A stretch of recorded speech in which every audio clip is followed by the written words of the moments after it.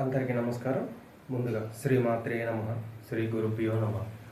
గంగాధర్ వాస్తు జ్యోతిష YouTube ఛానల్కి స్వాగతం అండి. మనం ఈరోజు వాస్తులో చర్చించుకోబోయే టాపిక్ ఏంటంటే సింహద్వార వేద ఫలితాలు. అంటే ఈ టాపిక్ చెప్పుకునే ముందు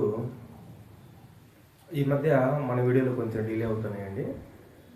ఏంటంటే మనం వాస్తుతో పాటు జ్యోతిష్యం, గృహారంభ గృహప్రవేశ ముహూర్తాలు కూడా మనమే చెప్తాం అనమాట. మన దగ్గర ప్లాన్ తీసుకున్న వాళ్ళకి. అయితే ఈ వేదిక్ జ్యోతిష్యంతో పాటు కేపీ అడ్వాన్స్డ్ మెథడ్ అనేది కేపీ సిస్టంలో కూడా మనం జాయిన్ అవ్వడం జరిగింది. ఆ క్లాసులు ఉండడం వల్ల మనకి కొంచెం ఈ వీడియోలు డిలే అవుతూ ఉన్నాయి అనమాట. ఆ క్లాసులతో పాటు మనకి ఏమన్నా కొంచెం చూసే చార్ట్స్ ఎక్కువ వచ్చాయనుకోండి, కొద్దిగా వీడియోలు డిలే అవుతూ ఉంటాయి అనమాట. అయితే ఈరోజు మనం చర్చించుకునే టాపిక్ ఏంటంటే నూతనంగా గృహ నిర్మించే వాళ్ళు సింహద్వారం నుంచో పెట్టేటప్పుడు తీసుకోవాల్సిన జాగ్రత్తలు ఏంటి, సింహద్వారం అవన్న కొంచెం పొరపాట్లు జరిగితే సింహద్వార వేద దోష ఫలితాలలో ఎలాంటి దోషాలు వస్తాయనేది మనం తెలుసుకుందామండి. అయితే ముందుగా ఒక 10 పాయింట్లు చెప్పుకుందాం. ఇంకా కొంచెం ఎక్స్ట్రానే ఉన్నాయి చెప్పుకోవాలంటే. మినిమం ఒక 10 పాయింట్లు అనేది మనం ఇక్కడ చూద్దామండి. చూడండి, ఫస్ట్ పాయింట్ తీసుకుంటే అందక వేద. ఇక్కడ చూడండి, అందక వేద, కాణవేద, పంకవేద, అంబుని శ్రవణ వేద, కూపవేద, స్తంభవేద, అంతర్వినన దోషం, దిగ్భ్రాంత ద్వార దోషం, కోణ ఋగ్వేద, అలాగే దేవతావేద. ఈ ఒక్క 10 పాయింట్లు అనేది మనం మస్ట్ అండ్ షుడ్గా పరిశీలించాలండి. ఎందుకు అంటే మనం సింహద్వారం అనేది చాలా ప్రాముఖ్యత ఉందండి గృహానికి. కాబట్టి సింహద్వార స్థాపనప్పుడు మనకు ఈ ఒక్క 10 పాయింట్లు గృహ యజమానులు గమనించుకోవాలి. ఎందుకంటే మెయిన్ గృహ యజమానులే కదా గృహంలో ఉండేది. కట్టించిన మేస్టర్లు, ప్లానించిన వాళ్ళు ఎవరు ఉండరు కదా. కాబట్టి ఒక్క ఈ 10 పాయింట్లు మటుకు జాగ్రత్తగా ఎలాంటి దోషాలు లేకుండా సింహద్వార స్థాపన అనేది మనం చేసుకోవాలండి. చూద్దాం ఒక్కొక్క పాయింట్గా ఇప్పుడు మనం వివరణ చూద్దామండి. ఫస్ట్ అందక వేద అంటే గృహం యొక్క ద్వారానికి కిటికీలు లేకుండా సింగిల్గా ద్వారం నుంచో పెడితే దానికి అందక వేద దోషం అనేది తగులుతుంది. ఆ దోషం వల్ల ఏంటంటే గృహ యజమానికి రోగాలు వస్తూ ఉంటాయి అన్నమాట. మనం ఏంటంటే ఈ ద్వారవేద దోషాలలో కూడా మనం ఒక్కొక్క టాపిక్ చెబుతుంటే కొంతమందికి బోరుగా ఉన్నట్టుంది. అందుకని ఒకేసారి ఒకే వీడియోలో ప్రతి ఒక్క గృహ యజమాని కూడా ఈ 10 పాయింట్లు గమనించుకోవాలి. చూడండి, నెక్స్ట్ది కాణవేద. అంటే సింహద్వారానికి ఒకవైపు మాత్రమే కిటికీ ఉండి రెండో వైపు కిటికీ లేకపోతే కాణవేద దోషం వస్తుంది. ఈ కాణవేద దోషం వల్ల ఎలాంటి ఫలితం వస్తుంది అంటే నేత్ర రోగానికి, అంటే నేత్రాలకి గృహ యజమానికి నేత్రానికి సంబంధించిన రోగాలు వస్తాయి అన్నమాట. రేచీకటి, ఇట్లా సైట్ ఇలాంటివి. అలాగే నెక్స్ట్ పంకవేద. ఈ పంకవేద అంటే మన సింహద్వారానికి ఎదురుగా బురద ఉన్న, అంటే బురద గుంటలు ఇట్లాంటి బురద, అంటే ఎప్పుడు నీటి ప్రవాహం కూడా కదా, అదొక బురద అనమాట. ఆ బురద కానీ సింహద్వారానికి ఎప్పుడు ఎదురుగా ఉంటే ఆ దోషం వల్ల ఏంటంటే గృహంలో వాళ్ళకి శోకాన్ని కలిగిస్తూ ఉంటుంది అనమాట. నెక్స్ట్ అమ్ముని శ్రవణ వేద. అమ్ముని శ్రవణ వేద అంటే మన సింహద్వారానికి ఎదురుగా నీటి ప్రవాహం ఉంటే ఆ గృహంలో వాళ్ళకి ధనము రత్నాదులు ఎప్పుడు ఖర్చు అయిపోతూ ఉంటాయి. అంటే వీళ్ళు బయట ఎంత సంపాదించినా సరే గృహంలోకి వచ్చిన ధనం అనేది ఖర్చు అయిపోతూ ఉంటుంది, నిలకడగా ఉండదు. అంటే ఆ సంపాదించిన ధనం కోసం ఈ ఖర్చులు ఎదురు చూస్తూ ఉంటాయి, అలా అన్నమాట.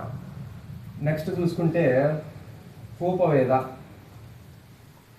మన సింహద్వారానికి ఎదురుగా గుంటలు కానీ బావులు కానీ ఇట్లాంటివి ఉంటే కూపవేద దోషం వస్తుంటుంది. ఈ కూపవేద దోషం వల్ల అపస్మారక వ్యాధి అనమాట. ఈ అపస్మారక వ్యాధి వచ్చే అవకాశం ఉంటుంది అనమాట. నెక్స్ట్ కనుక చూసుకుంటే స్తంభవేద.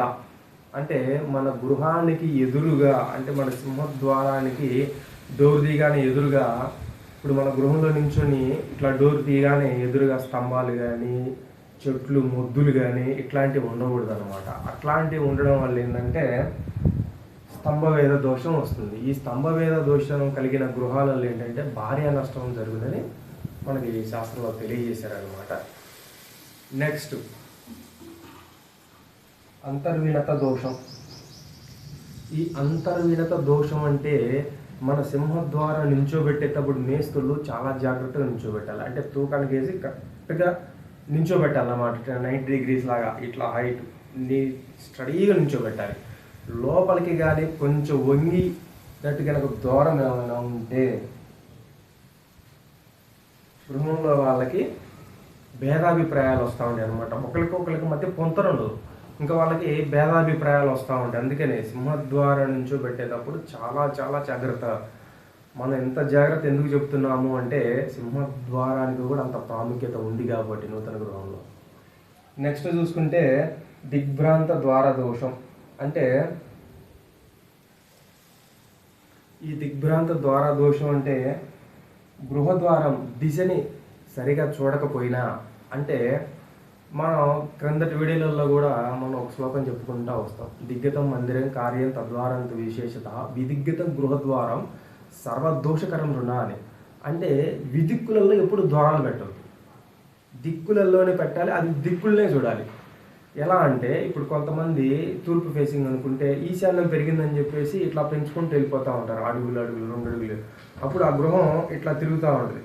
ఎగ్జాక్ట్గా ఒక లైన్లో ఉండాల్సింది, ఒక 90 degrees లైన్లో ఉండాల్సింది కొంచెం ఇట్లా ఉన్న గోడ ఏంటంటే ఇది ఈశాన్య మూల అనుకోండి. ఈ ఈశాన్య మూలకి కొంచెం పెంచుతారు. ఇట్లా పెంచడం వల్ల ఏంటంటే ఈ చేయి కొంచెం ఇలా తిరిగింది కదా, ఇలా తిరిగితే నా తలకాయ కూడా మన ఫేస్ కూడా కొంచెం ఇటువైపు తిరిగింది కదా, ఇట్లా స్ట్రైట్గా ఉండాల్సింది ఇలా ఉండడం వల్ల కొంచెం ఇలా తిరిగింది.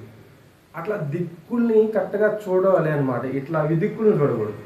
అట్లా దిక్కులకి సరిపడా ద్వారాన్ని దిశను చూడాలి. అట్లా చూడకపోయినా కూడా ఈ దిగ్భ్రాంత ద్వార దోషం అనేది వస్తుంది. ఈ దోషం వల్ల ఏంటంటే దొంగల భయము తేడా కలుగుతూ ఉంటుంది అన్నమాట. నెక్స్ట్ చూసుకుంటే కోణ ఋగ్వేద. అంటే ఈ సింహద్వారం కూడా కోణాలకు చేర్చి పట్టకూడదు. ఇది మస్ట్ అండ్ షుడ్ గుర్తుపెట్టుకోవాల్సిన పాయింట్. ఈ రోజుల్లో చాలామంది కూడా ఈశాన్యం ద్వారాలు అని చెప్పేసి కరెక్ట్గా పిల్లల పక్కనే సింహద్వారం నించోబెడతా ఉంటారు. అలా కోణాలకు చేర్చి సింహద్వారం అనేది నించోపెట్టకూడదు. ఇది నేను చెప్తున్న మాట కాదండి, మనకి శాస్త్రంలోనే తెలియజేశారు. అట్లా చేయడం వల్ల ఏంటంటే ధననాశనం, అపమృత్యువు, శత్రువుల వలన ఓటమి, ఇలాంటి ఫలితాలన్నీ మనకి కలుగుతూ ఉంటాయి అన్నమాట. కాబట్టి ఎవరైనా సరే మనం సింహద్వారం ఏ ప్లేస్లలో నించోబెట్టాలని మనం క్రిందటి వీడియోలలో కూడా చెప్పాము. ఆ ప్లేస్లలోనే నించోబెట్టాలి. కాబట్టి ఈ 10 పాయింట్లు అయిపోయిన తర్వాత మళ్ళీ నేను ఒకసారి చెప్తాను. సింహద్వారం ఏ ప్లేస్లో పెట్టాలి అనేది కూడా మళ్ళీ ఒకసారి చూపిస్తాను, చూడండి. నెక్స్ట్ పాయింట్ ఏంటంటే దేవతావేద. అంటే కొన్ని ఇల్లు మీరు కానీ గమనిస్తే ఆ గృహాలకి ప్రహరీ గోడ కూడా ఉండదు. ప్రహరీ గోడ ఉండదు, డైరెక్ట్ ద్వారమే ఉంటుంది, సింహద్వారం. ఆ ద్వారానికి ఎదురుగా దేవతా గృహం, అంటే ఆ దేవతా డోరు ఉంటే ఆ డోరు చక్కగా మన గృహాన్ని చూడకూడదు. ఎందుకంటే కొన్ని గృహాలకు ప్రహరీలు కూడా ఉండవండి.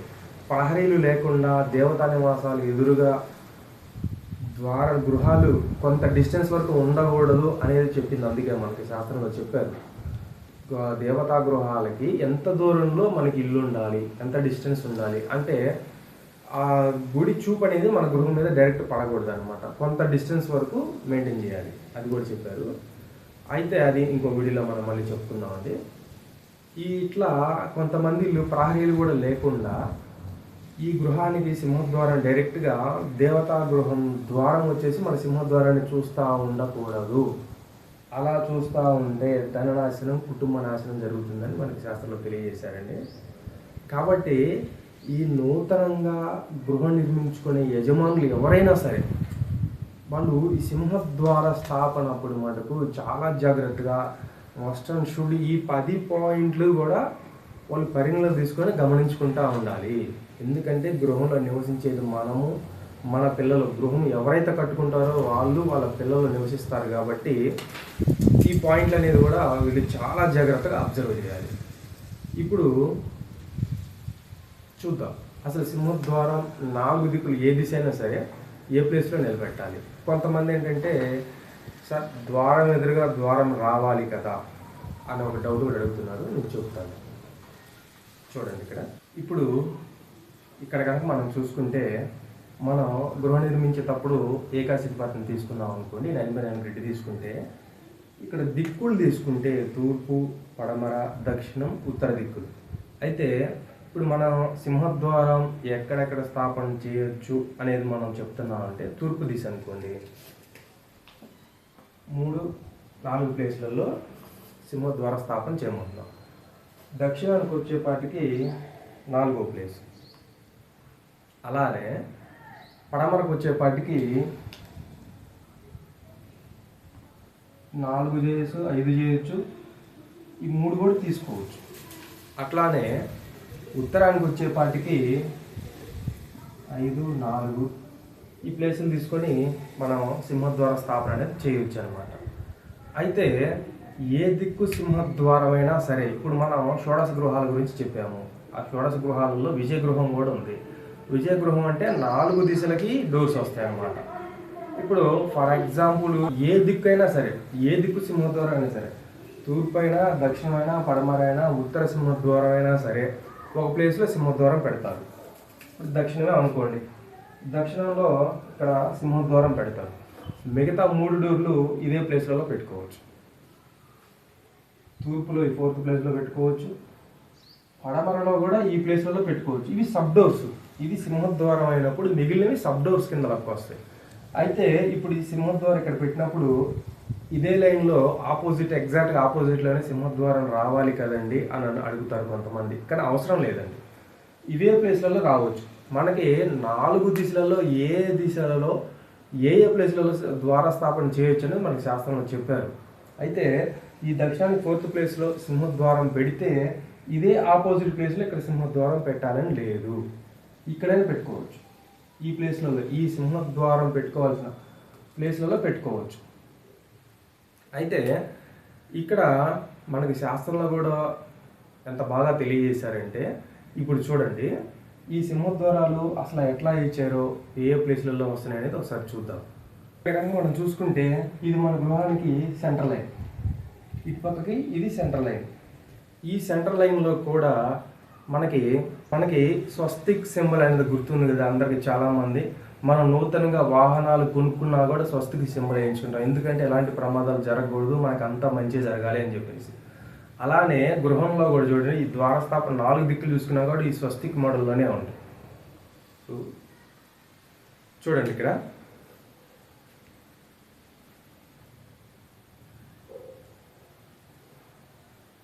స్వస్తిక్ ఇలా ఉంటుంది అనమాట.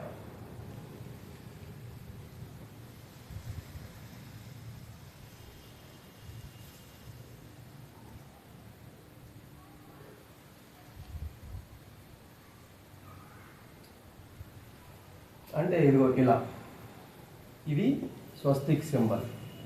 అయితే ఇక్కడ చూడండి, ఈ ఓపెన్ ప్లేస్లోనే మనకు ద్వారాలు వచ్చాయి. మళ్ళీ ఇటు నుంచి ఈ లైన్ వచ్చిన ప్లేస్లో మనకి ఎక్కడ ద్వారాలు రాలేదు. అలా దక్షిణంలో చూసుకున్నా కూడా ఇటే ద్వారాలు వచ్చాయి, ఇటువైపు రాలేదు. అలాగే పడమరలో చూసుకుంటే కూడా ఈ ఓపెన్లోనే ద్వారాలు ఇచ్చారు, ఈ 4, 5 ఇక్కడ పెట్టుకోమని. ఇటువైపు ద్వారాలు ఇవ్వలేదు. అలానే ఉత్తరంలో కూడా చూసుకుంటే ఈ 4, 5 ఈ ప్లేస్లే ఇక్కడ ద్వారాలు ఇచ్చారు, ఇటువైపు ఇవ్వలేదు. కానీ ఈరోజు మనం ఏం చేస్తున్నామంటే పడమర ఫేసింగ్ వాళ్ళు వచ్చేపాటికి ఎక్కడైతే మనకి స్వస్తిక్ సింబల్ ఈ లైన్ ఇక్కడ ద్వారాలు రాకూడదు అని మనం చెప్తుంటామో, వీళ్ళు ఇక్కడే ద్వారాలు పెడతా ఉంటారు ఈ కార్నర్లో. అలాగే ఉత్తరంలో కూడా సరే ఇక్కడే పెడతా ఉంటారు ఈ కార్నర్లో. ఈ 2 ప్లేస్లు వచ్చేపాటికి ఇది ఈశాన్యం ప్లేస్లు. అట్లానే ఈ ప్లేస్ వచ్చేపాటికి ఇది ఆగ్నేయం ప్లేస్, ఇవి నైరుతి. ఈ 2 ప్లేస్లు వచ్చేపాటికి ఈ వాయువ్యం. ఈ కార్నరు ఆ ప్లేస్లు ద్వారాలు పెట్టకూడని ప్లేస్లు అనమాట. కానీ మనం ఈరోజు ఎక్కడైతే ద్వారాలు వద్దు అని చెప్తున్నామో ద్వారాలు తీసుకెళ్ళి అక్కడే పెడుతున్నారు.